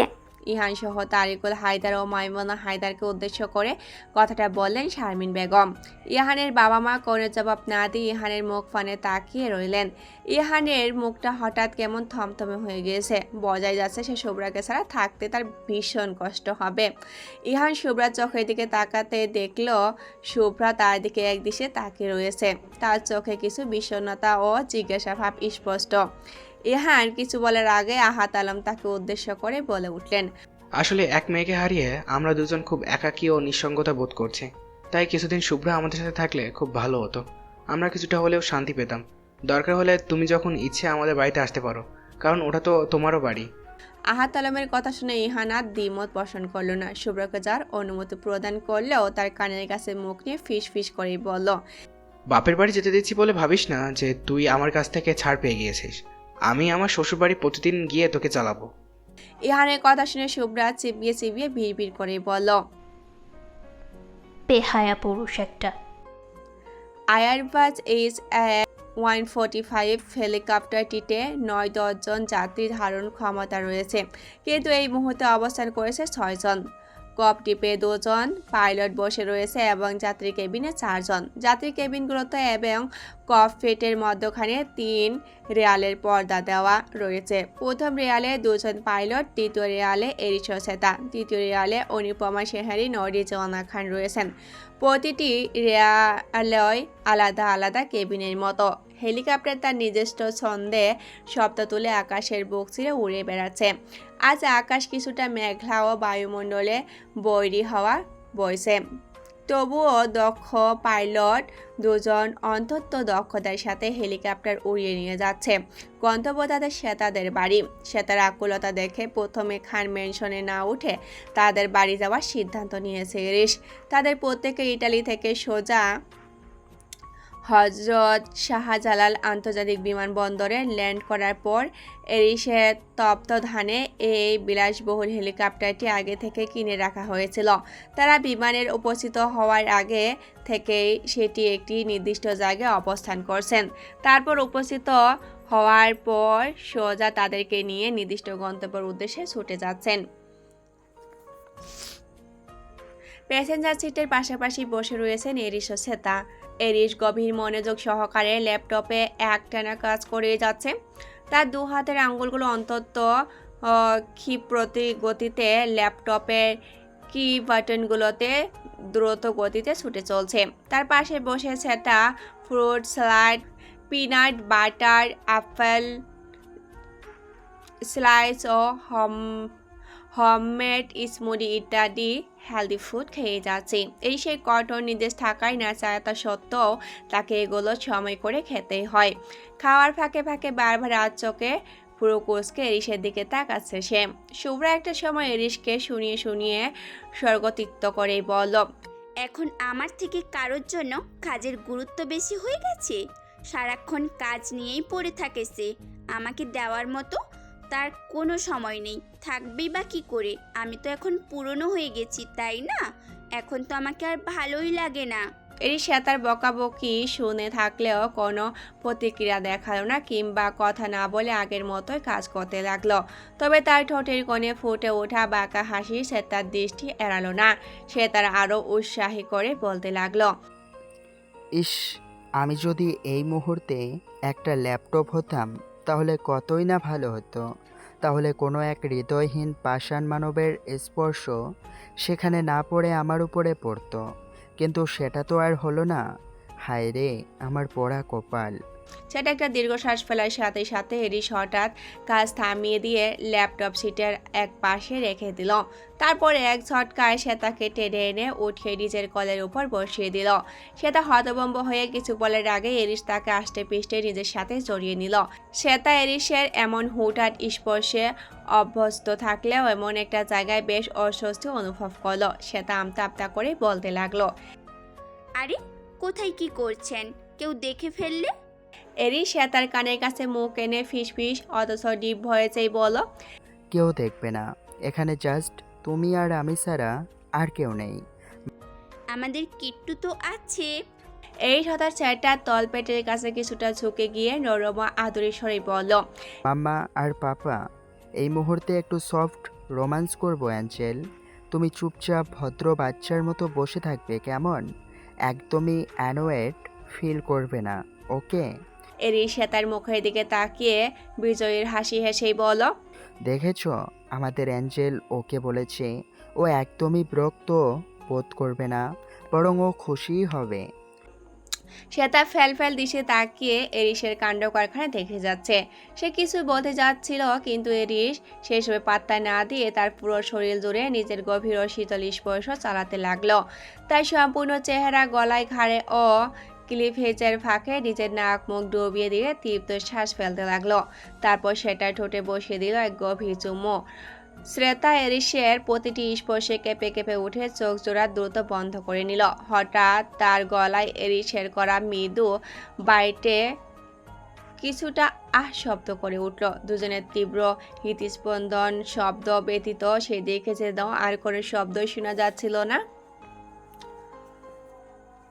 এভাবে বেশ কিছুক্ষণ কেটে যাওয়ার পর এরিস হঠাৎ শ্বেতার মুখের দিকে গভীর নেশালো ও মাদকতাময় দৃষ্টিতে তাকালো। শ্বেতাও সেদিকে এক গভীর মুগ্ধতা ভরা দৃষ্টিতে তাকিয়ে রইল। এরিস শ্বেতার চুলের গোছা শক্ত করে চেপে ধরে তার মুখের কাছাকাছি নিজের মুখ নিয়ে এলো। তারপর তার কপালে কপাল ও নাকে নাক ঠেকিয়ে গম্ভীর হাসি টেনে বলতে লাগলো, কোনো এক ঐদ্রজালিক সুরের মূর্ছনায় অতন্দ্র প্রহরীর ন্যায় জাগ্রত মহামায়া তুমি। আমার জীবন জুড়ে এক উজ্জ্বল আলোকবর্তিকাময় আসক্তি, যার দহনে প্রতিনিয়ত প্রজ্বলিত হয় আমার অন্তর্দহন, যার সুতীক্ষ্ণ শীতলতায় আচ্ছাদিত ক্লান্তহীন স্পর্শে সিক্ত হয় আমার মনোজগৎ। আমার সেই ভয়ঙ্কর মারণাস্ত্র তুমি, এডিকশন। নিজে সেদিন ছিল ঘন ঘর বর্ষার এক হালকা অন্ধকারাচ্ছন্ন সকালের তীব্র রোদের উজ্জ্বল অম্লান আলোর বিপরীতে আকাশ জুড়ে ঘন কালো মেঘের স্তূপ বিরাজ করছিল। প্রকৃতি জুড়ে বইছিল বৈরী হাওয়া। সবকিছু কেমন কালো ও ধূসর বনে আচ্ছাদিত হয়ে রয়েছে। থেকে থেকে মেঘের গুম গুম আওয়াজ শোনা যাচ্ছে। খুব শীঘ্রই হয়তো আকাশের বুক চিরে অজস্র বাড়িধারার বর্ষণ বইবে। আহাত আলমের 250 স্কয়ার ফিট আয়তনের বিশাল বড় ছাদ জুড়ে একটি কালো ও মাঝারি সাইজের অতি উন্নত মানের হেলিকপ্টার ল্যান্ড করলো। হেলিকপ্টার পাখার তীব্র ঘূর্ণিয়ে চারপাশে বৈরী হওয়া যেন রূপ নিল এক বিধ্বংসী ও দাপুটে বাতাসের ঘূর্ণি। সেই সাথে হেলিকপ্টারের তীব্র আওয়াজে আবাসিত এলাকার সমস্ত জনমানুষের দৃষ্টি আকর্ষণ করে নিল মুহূর্তে।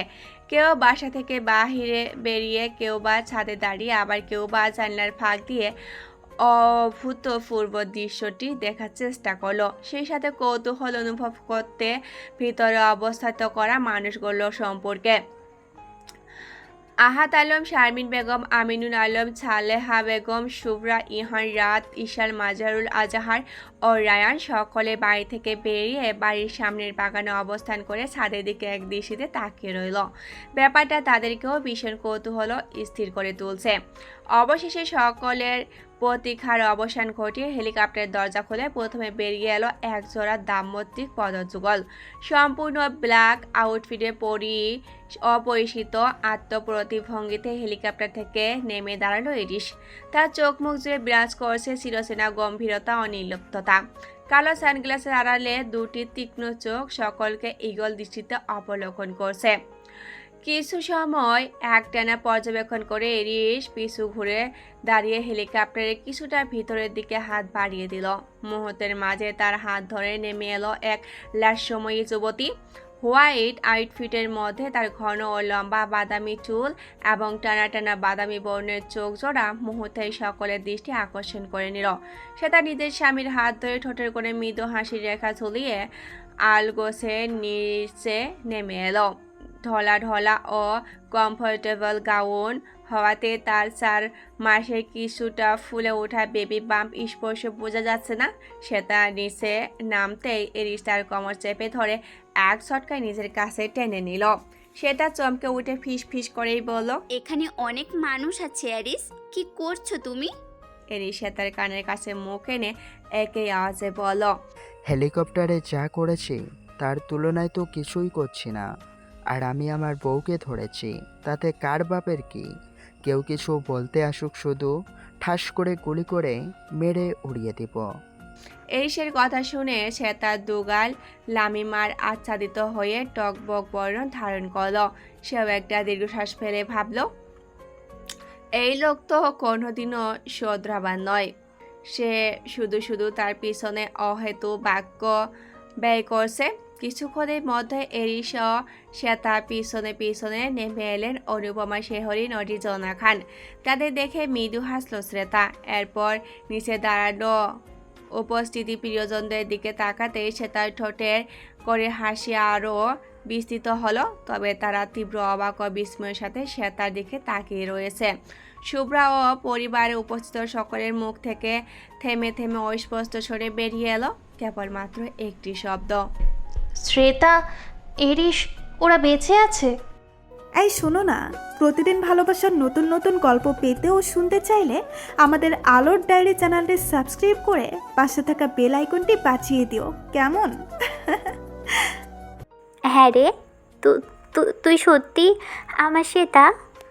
শ্বেতার মুখ হাঁটতে ছল ছল নয়নে কথাগুলো বললেন শারমিন বেগম। তার চেহারা জুড়ে অসহস্র আবেগ খেলা করছে, শরীর কাঁপছে থরথর করে। শ্বেতা সহ পরিবারের উপস্থিত সকলের অবস্থাও ঠিক তাই। সকলের মাঝে আবেগের পরিসীমা লক্ষ্য করা যাচ্ছে। প্রত্যেকে এরিস, শ্বেতা, অনুপমা শেহরিন ও রিজওয়ানা খানকে ঘিরে দাঁড়িয়ে রয়েছে। এদিকে আবেগে পুলকিত হয়ে শ্বেতার মুখমণ্ডল লামিমার আচ্ছাদিত হয়ে গিয়েছে। সে নিজের মাকে জড়িয়ে ধরে আবেগ ঘন কণ্ঠে বলতে লাগলো, হ্যাঁ আম্মু, আমি তোমার আদরের সেই ছোট্ট মেয়ে শ্রেতা। শারমিন বেগম এবার শ্বেতাকে জাপটে ধরে ডুকরে কেঁদে উঠলেন, এতদিন কোথায় ছিলি রে মা তুই? কোথায় হারিয়ে গিয়েছিলে আমাদের ছেড়ে? শ্বেতা সোজা হয়ে দাঁড়িয়ে চোখের পানি মুছে দু হাত দিয়ে মায়ের মুখমণ্ডল আজলো করে ধরে শান্ত কণ্ঠেই বলল, তোমায় আমি সব খুলে বলবো আম্মু, একটু শান্ত হও প্লিজ। আহাত আলম চশমা খুলে চোখের পানি মুছে স্মিত হেসেই বলল, মেয়ের জামাই আর মেয়ের শ্বশুরবাড়ির লোকজনরা এত দূর থেকে এত জার্নি করে আসলো, আর তুমি তাদের ঠিকমতো আপ্যায়ন না করে এখন এই কান্নাকাটি জুড়ে দিয়েছো শারমিন। সব কথা পরে বলা যাবে, আগে ওদেরকে ফ্রেশ হয়ে বিশ্রাম নিতে দাও। শারমিন বেগম চোখের পানি মুছে মাথা নাড়িয়ে সম্মতি জানালেন। তারপর এরিস ও তার মা দাদির সঙ্গে পরিবারের সকলে অন্তত নর্মভাবে কৌশল বিনিময় করল। সেই সাথে তাকে ঘিরে ধরেছে সবাই। তার সাথে অজস্র আবেগ ঘন বাক্যলাপ করছে। ঈশা শুধু পারে না তার গলায় ঝুলিয়ে থাকতে। বহুদিন পর পুরনো বান্ধবীকে ফিরে পেয়ে সে যেন আকাশের চাঁদ হাতে পেয়ে গিয়েছে। কিন্তু শুভ্রাকে তাদের সবাই থেকে দূরে দাঁড়িয়ে থাকতে দেখে সেটা বেশ অবাক হলো। সবাইকে এড়িয়ে সে ধীর পায়ে এগিয়ে গেল শুভ্রার নিকট। শুভ্রার কাছে গিয়ে তাকে কয়েক মুহূর্তে নিকটভাবে পর্যবেক্ষণ করলো শ্বেতা। শুভ্রা চোখ তুলে তাকালো নিজের বোনের পানে। প্রাণ ভরে দুই নয়নের তৃষ্ণা মিটিয়ে বোনকে দেখতে লাগলো সে, যে কিনা হুবহু তারই মতো দেখতে, অথচ তবু তার মাঝে বেশ কিছু পরিবর্তন দেখা যাচ্ছে। মনে হচ্ছে তার চেহারার মধ্যে কিছুটা পরিবর্তন ভাব রয়েছে, কিন্তু ঠিক কী কারণে এমন মনে হচ্ছে শুভ্রা ঠিক ধরতেই পারছে না। তবে সে তার চেহারার বেশিরভাগ অংশই আগের মতো। কেমন আছিস শুভ্রা? সে তার মুখ থেকে হঠাৎ এই কয়েকটা বাক্য শুনে শুভ্রা নিজে আবেগে আর নিয়ন্ত্রণ করতে পারল না। হু হু করে কেঁদে উঠে বোনকে জড়িয়ে ধরল সে তার চোখেও অশ্রুকণা জমা হলো। বোনকে শক্ত করে জড়িয়ে ধরল সে। শুভ্রা কাঁদতে কাঁদতেই বলল, আমায় মাফ করে দিস বোন। সেই দিন আমার জন্যই তোকে আমরা হারিয়ে ফেলেছিলাম। আমি যদি সেই দিন হাসপাতালে তোকে শায়ানের সাথে একা না যেতে দিতাম, তাহলে হয়তো এতগুলো দিনের জন্য তোকে আমাদের হারাতে হতো না। সে তার শুভ্রা চোখের পানি মুছে দিয়ে আদুরি কণ্ঠেই বলল, ধুর পাগলি, এই জন্য এভাবে কাঁদতে হয়? আর সত্যি বলতে এতে তোর কোনো দোষই ছিল না। নিয়তিতে যা লেখা ছিল সেটাই হয়েছে। শুভ্রা এবার কিছুটা ধাতস্থ হয়ে সিরিয়াস ভঙ্গিতে জিজ্ঞাসা করলো, সেই দিন সায়ান তোকে কোথায় নিয়ে গিয়েছিল রে শ্রেতা? এরপর থেকে তুই একদম নিখোঁজ হয়ে গিয়েছিলি, আর সায়ানের দ্বিখণ্ডিত মৃতদেহ রেল লাইনের উপরে পাওয়া গিয়েছিল। এইসবের রহস্য কি? সে তা একটা দীর্ঘশ্বাস ফেলেই বলল, সব তোকে পরে খুলে বলবো আমি। তার আগে তোকে একটা গুড নিউজ দিতে চাই, যেটা বাড়ির কাউকে এখনো পর্যন্ত আমি দেইনি। শুভ্রা অবাক কণ্ঠে জানতে চাইল, কি গুড নিউজ? সে তার শুভ্রার বেবি বাম্পের দিকে একবার তাকিয়ে মুচকি হেসেই বলল, তোর মতো আমারও একটা পুচকু আসতে চলেছে দুনিয়ায়। কি সত্যি? শুভ্রার আনন্দের অদৃশ্য এক প্রকার চিৎকার করে উঠল। এতে সে তার তড়িঘড়ি করে তার মুখ চেপে ধরে চারপাশে একবার নজর বুলিয়ে ফিস ফিস কণ্ঠেই বলল, চুপ, আস্তে করে বল।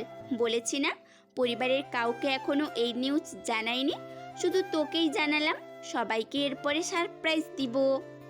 শুভ্রা খুশিতে আটখানা হয়ে সে তাকে জড়িয়ে ধরে উচ্ছ্বসিত কণ্ঠে বলতে লাগলো, ইস, আমার যে কি খুশি লাগছে রে বোন। আমরা দুজন একসাথে মা হব। তারপর মা খালা দুজন মিলে দুজনের সন্তানকে প্রতিপালন করব। আমার তো সেই সব দিনের কথা ভাবলেই ভীষণ এক্সাইটেড ফিল হচ্ছে। আহাত আলম ও শারমিন বেগম সহ পরিবারের সকলের অনুরোধে সে তারা আজকে সেখানে অবস্থান করলো। তাদেরকে পেয়ে গোটা পরিবার যেন উৎসবের আমেজে মেতে উঠেছে। একটা পরিপূর্ণ তৃপ্তি ভর করছে সম্পূর্ণ পরিবেশ জুড়ে। বাড়ির প্রত্যেকটা মানুষ ভীষণ খুশি। সে তাদের বাড়ির সামনের বড় বাগান জুড়ে সকলে বৃত্তাকারে গোল হয়ে বসে রয়েছে। মাঝখানে প্রকাণ্ড একটি আগুনের কুণ্ডলী প্রজ্বলিত হয়ে রয়েছে। রাতের আকাশ জুড়ে অসহস্র তারকা রাজিও একটি শুভ্রা চাঁদ বিদ্যমান। জ্যোৎস্নারত রূপালী ও স্নিগ্ধ আলোয় চারপাশে শোভিত, সেই সাথে বইছে একটা ঝিরিঝিরি শীতল বাতাস।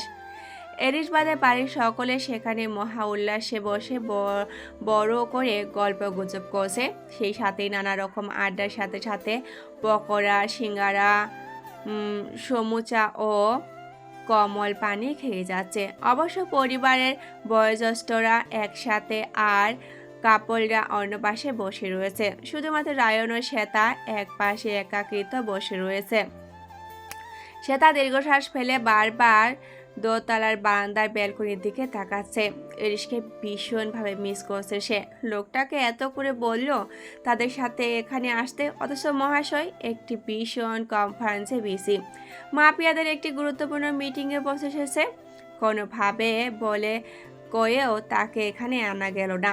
এই জন্য শ্বেতা এরিশের প্রতি অভিমান হলো ভীষণ, কিন্তু কারোর সামনে সেটা প্রকাশ করল না সে, কারণ তার মন খারাপ দেখলে সকলে আনন্দে মাটি হয়ে যাবে। সেটা ইদানিং মনে হয় সেটার থেকে এরিশ তার কাজকে বেশি গুরুত্ব দিচ্ছে।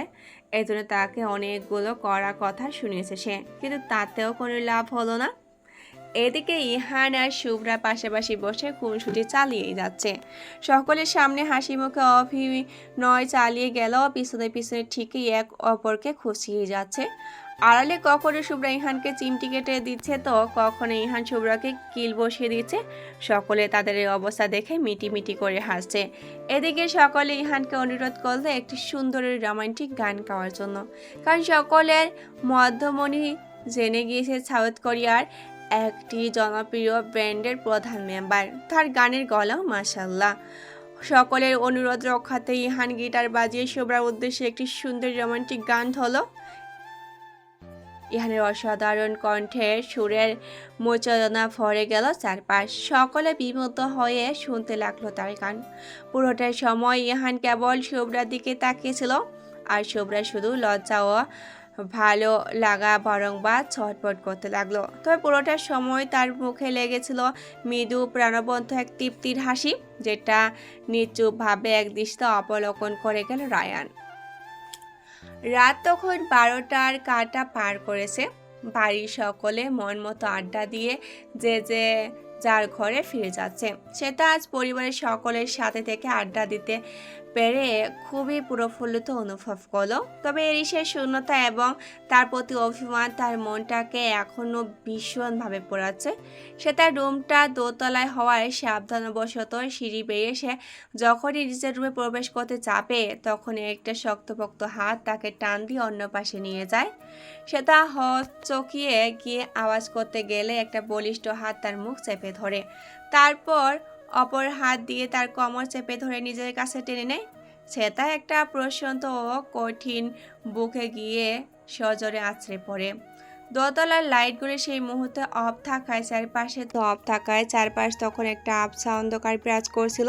তবু সেটা স্পষ্ট মানুষটির স্পর্শ দেহারব চিনতে পেরে গিয়েছিল মুহূর্তের মাঝে, যার ঘন উত্তপ্ত নিঃশ্বাস তার চোখে মুখেও খারে তীব্রভাবে আছড়ে পড়েছে।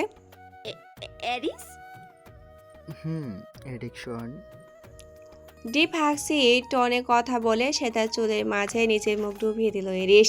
তারপর কপালে এঁকে দিল একটি দৃঢ় চুমো। সে তা কয়েক মুহূর্তের জন্য আবেশিত হয়ে পড়লেও মুহূর্তের মাঝে আবারও নিজেকে সামলে নেয়। এরিশের তখনকার করা আচরণে মনে পড়তে অভিমানে তাকে দূরে ঠেলে দেয়। এরিশকে তবু তার জায়গা থেকে খুব একটা নড়াতে পারে না সে। ছাড়ো আমাকে।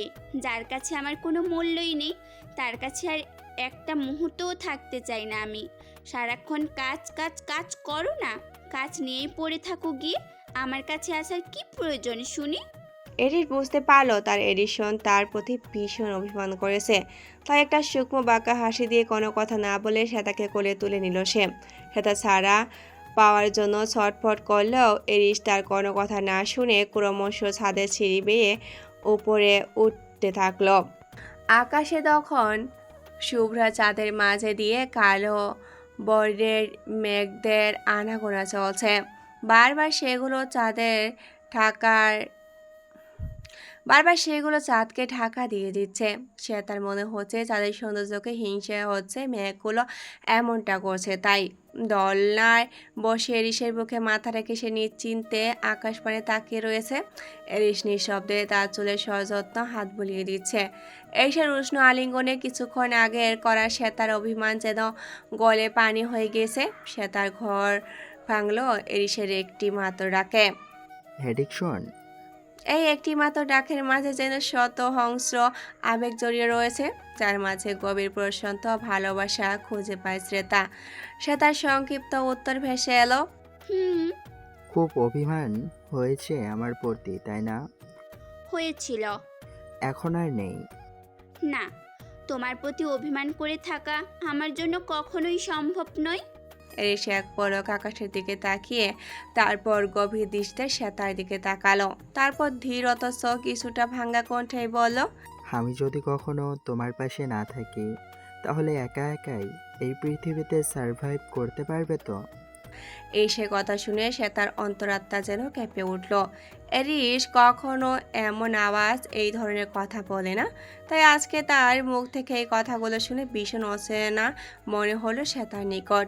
শ্বেতা ধরপড় করে উঠে বসে বিস্মিত দৃষ্টিতে এরিসের পানে তাকিয়ে থেকেই বলল, এসব কি অলক্ষণে কথা বলছো তুমি?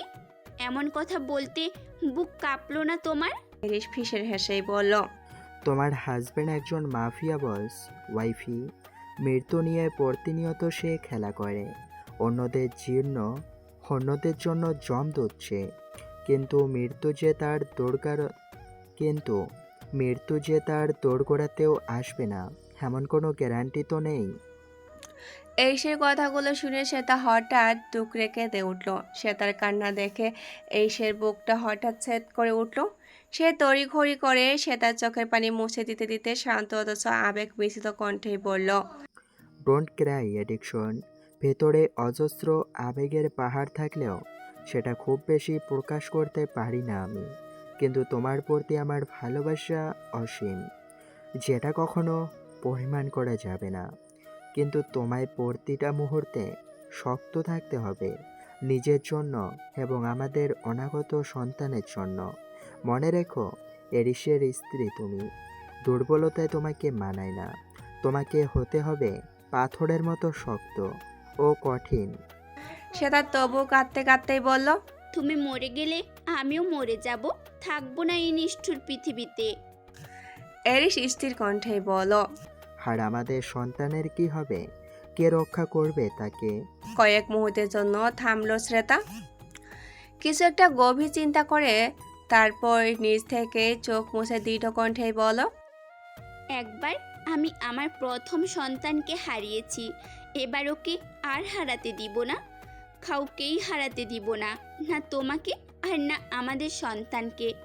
বারবার হারাতে হারাতে ক্লান্ত হয়ে গিয়েছি আমি, কিন্তু এবার সবাইকে জীবন দিয়ে হলেও আগলে রাখবো, না হয় একসাথে মরবো। তারপর শ্বেতা হঠাৎ এরিসের দু গালে হাত রেখে উত্তেজিত কণ্ঠে বলল, তোমাকে এই মাফিয়া জগৎ ছাড়তে হবে অ্যারিস। তোমাকে এই মাফিয়া জগৎ ছাড়তে হবে অ্যারিস, যেভাবেই হোক ছাড়তেই হবে। আর তার জন্য তোমাকে যত কঠিন পথই পাড়ি দিতে হোক না কেন, আমি সব সময় তোমার সহসঙ্গী হয়ে ঢাল হয়ে দাঁড়াবো। তারপর বিজয় নিশ্চিত করে আমরা চলে যাব দূরে কোথাও, যেখানে রয়েছে অনাবিল শান্তি ও একটা নিরাপদ জীবন। এরিস কিছুক্ষণ স্থির ও মুগ্ধ দৃষ্টিতে শ্বেতার পানে তাকিয়ে রইল, যেন এই শ্বেতাকে আজীবন ধরে দেখতে চাইছে। শ্বেতার কথাগুলো তার অন্তরের অন্তঃস্থল স্পর্শ করছে। কিছুক্ষণ সময় অতিবাহিত হওয়ার পর এরিস শীতল কণ্ঠেই বলল, সব বদলালেও আমার ভালোবাসার ধরন কিন্তু বদলাবে না। আমি কিন্তু আজীবন তোমার সেই ওভার পজেসিভ আর ক্ষেত্র বিশেষে রুট হাজব্যান্ড হয়ে থাকবো। আমার কঠিন কিন্তু সুগভীর ভালোবাসা সহ্য করতে হবে তোমায় আজীবন। শ্বেতা এরিসের নাকে নাক ঘষে আবেশিত কণ্ঠেই বলল, নো প্রবলেম মিস্টার হাজব্যান্ড। যে রূপে তোমার প্রতি আমার ভালোবাসা জন্মেছিল, সেই রূপেই তোমাকে আজীবন চাই আমি। শুধু তোমার ভালোবাসাটা যেন সেই প্রথম দিনের মতোই শুধুমাত্র আমার প্রতি এবং পিওর হয়ে থাকে। আর আমি গরম হলে আমি না হয় আমার ভালোবাসা নামক ডান্ডা দিয়ে তোমায় ঠান্ডা করে দিব। শ্বেতার শেষের কথাটা শুনে এরিস প্রথমে হতভম্ব হলেও পরক্ষণে শব্দ করে হেসে উঠল। শ্বেতা নিজেও জোরে হেসে উঠল। তারপর গভীর দৃষ্টিতে এরিসের হাসিকে পর্যবেক্ষণ করতে থাকলো। হাসলে মানুষটাকে কি অসাধারণ সুন্দরই না লাগে। বাম গালে গভীর একটা টোল পড়ে, জ্যোৎস্নারত রূপালী আলোর তার সৌন্দর্যের মাথা যেন বহুগুণ বেড়ে গিয়েছে। চোখ ফেরানো দায় হয়ে পড়েছে। সে তার মাঝে মধ্যে ভাবতেই অবাক লাগে যে এই সুদর্শন ও আকর্ষণীয় পুরুষের শুধুমাত্র তার ব্যক্তিগত স্বামী। সে তা হঠাৎ করে একটা অবতার করে বসলো এরিসের কাছে। আবদার করে বসলো এরিসের কাছে, তাকে নিয়ে একটা রোমান্টিক গান গাইতে হবে। এরিস মৃদু হেসে প্রথমবারের মতো নিজের প্রিয়সীর উদ্দেশ্যে একটি রোমান্টিক ইটালিয়ান গানের ইংরেজি অনুবাদ গাইতে শুরু করলো। When I am alone, I dream of the horizon, and words fail me. Yes, I know there is no light in a room where the sun is missing. If you are not there with me, I love you. A penny, I love you. In the air, I love you. It comes to mind. It means it's over. Let's break up. Time to say goodbye to countries I never saw and share with you. No, yes, I shall experience them. I will go with you. Let's fly way up to the clouds, way from the maddening crowds. We can sing in the glow of a star that I know of, where lovers enjoy peace of mind. Isha রাগ করে ছাদে সিঁড়ি বেয়ে দ্রুত কদমে উপরে উঠছে। তার পিছু পিছু রাত ছুটে আসছে এবং তার নাম ধরে ডাকছে, কিন্তু ঈশা করে প্রকার সাড়া দিচ্ছে না। রাতের প্রতি ভীষণ অভিমান হয়েছে তার, কারণ রাত তখন তার বলা সত্ত্বেও সবার সামনে তাকে নিয়ে কোনো গান গায়নি, কারণ সে নাকি ভালো গান গাইতেই পারে না। তার গলা নাকি ইহানের মতো বেশ ভালো না। তাদের দরজার কাছে আসতেই রাত খপ করে ঈশার হাতটা ধরে ফেল। ঈশার রাগে হাত ছড়াতে চারে রাত তাকে এক ছটকায় ছাদের জানলার সাথে চেপে ধরল। ঈশা ফেল দৃষ্টিতে রাতের দিকে তাকিয়ে রইল। জানলা গলিয়ে আসা চাঁদের স্নিগ্ধ আলো সোজা রাতের চোখে মুখে পড়ল, যা তার সৌন্দর্যের মাত্রা আরও কয়েক গুণ বাড়িয়ে দিয়েছে। সেই সাথে তার ঘন নিঃশ্বাস প্রশ্বাস ঈশার চোখে মুখে আছড়ে পড়ছে। ঈশা বিমুগ্ধ দৃষ্টিতে রাতের দিকে কিছুক্ষণ তাকিয়ে রইল। মুহূর্তে রাতের প্রতি অভিমান পানি হয়ে গেল তার। রাত ঈশার ঠোঁটে টুপ করে একটা চুমু খেয়ে গভীর স্বরে জিজ্ঞাসা করলো, আমাকে ইগনোর করছিলে কেন, ফিকল বাট? হওনি। তখন তুমি আমার জন্য গান গাইলে না কেন? ইহান ভাইয়া কি সুন্দর শুভ্রার জন্য গান গাইলো, অথচ তুমি গাইলে না কেন? ঈশার অভিমান ভরা কথাগুলো শুনে রাত ফিক করে হেসে উঠল। তারপর চোখ কামড়ে হেসে তাকে জিজ্ঞাসা করলো, তাহলে রোমান্টিক গান শুনতে চাও? ঈশা উষিত কণ্ঠেই বলল, হ্যাঁ প্লিজ বলো। রাত কিছুক্ষণ ভেবে হঠাৎ বেসুরা গলায় সুর করে গাইতে লাগলো। রাতের এমন অদ্ভুত গান শুনে ঈশার রেগে ফার হয়ে গেল। রাতের বুকে ক্রমশ কিল খুশি দিয়ে রাগে ফুসফুস করতে করতে নিজেকে ছাড়িয়ে নিয়ে ছাদের দিকে চলে গেল। রাত আবারও তার পিছু নেই। ছুটে একসময় এরিসও সে তার সামনে এসে পড়ল ঈশা।